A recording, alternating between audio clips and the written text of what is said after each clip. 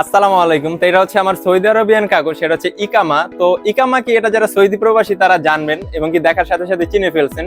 আসলে এটার আগে আমি সৌদি আরবে ছিলাম, আমার প্রবাস জীবন সেখান থেকে শুরু। তো আজকে আমার ভিডিও টপিক হচ্ছে আপনারা সৌদি আরব থেকে কিভাবে ইতালিতে আসবেন। আর মূলত এটা টপিক না, টপিক হচ্ছে আপনারা মিডল ইস্ট মানে আরব আমিরাত, কুয়েত, কাতার, সৌদি আরব এইসব দেশ থেকে আপনি কিভাবে ইতালিতে আসবেন।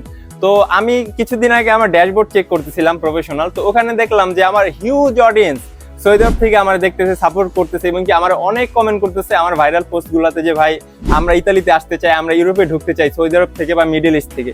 তো আমি তাদের জন্য আজকে এই ভিডিওটা করা, তো সম্পূর্ণটা দেখবেন। তো আশা করছি যে আপনারা ভিডিওটা দেখার পর একটু হলেও বেনিফিটেড হবেন। তো এই মুহূর্তে 2024 সালের শেষের দিকে এসে তিনটা উপায় আছে আপনি ইউরোপে আসতে পারবেন মিডল ইস্ট থেকে। সেটা হচ্ছে, এক নম্বর হচ্ছে আপনার ক্রোয়েশিয়া হয়ে, দুই নম্বর হচ্ছে আপনি ঢাঙ্কি মেরে, আর তিন নম্বর হচ্ছে আমি যেভাবে আসি 100% লিগাল ওয়েতে ভিসাতে।